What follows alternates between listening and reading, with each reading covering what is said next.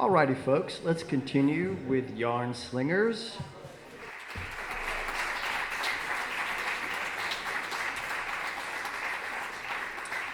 Our next yarn slinger is Leah Casner.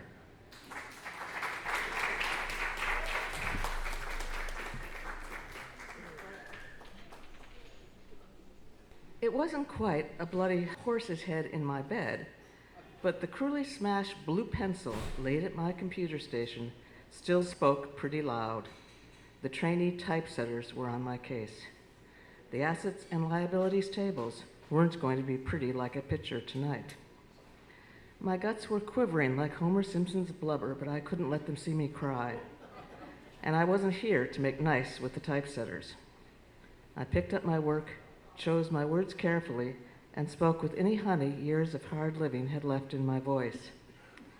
Danny, could I have file FE printed out again? My checksum isn't adding up. Danny looked at me, his Irish eyes cold and hard. He just nodded. He hated me, but I had his number. He'd do what I wanted. The printer spat out the pages.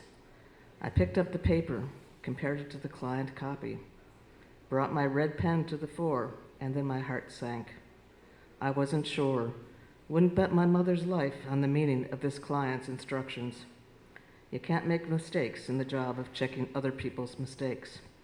I looked up. I laid it on them straight. I'm going to have to check this with Ivan. The very air shuddered. Ivan strode like a colossus astride the graveyard composition staff.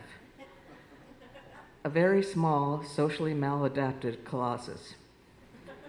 He was a man who knew when to use a hyphen in anal retentive. Not there.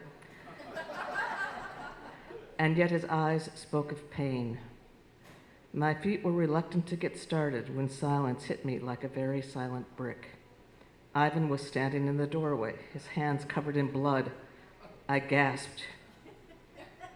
Ivan's brow furrowed. It furrowed a lot. You could have grown corn in those furrows, fed a starving family in India, if there were any starving Indians left in this crooked outsourcing world of ours. He looked at his hands, he looked at me. It was a look that said everything. It said he wanted out but couldn't find his way. It said I had missed an edit on page S3 and I was a frigging moron. Oh, that wasn't blood. That was just a page Ivan had marked up in his bloody hieroglyphics with his bloody red pencil. I really should wear my glasses more often. But I hadn't missed that edit. The typesetters had ignored my markup and sent the pages out without my approval. This was my test. Their eyes followed me.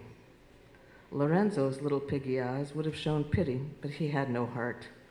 It had been taken a long time ago when he lost his slot on second shift. Jerome was a sweetheart. I wanted to wrap him up and take him home, but I had still 15 months left on probation from the last time I tried that. He couldn't look me in the eye right now. And then there were the kids, Val and Joe. They were young, tender. They thought graveyard shift was exciting. Val was sweet and pretty. She wouldn't be on the graveyard long. But Joe had the look of a long-timer. He turned hard and bitter in soul and soft in belly. He was going to die here. Now they were being carefully attentive to their computers. But at 5 a.m., all that matters are the haunted financials where the numbers move from column to column, the headings disappear into other dimensions, different realms of reality. Ivan threw the pages down. Fuck it, get rid of it, he said, with his customary elegance.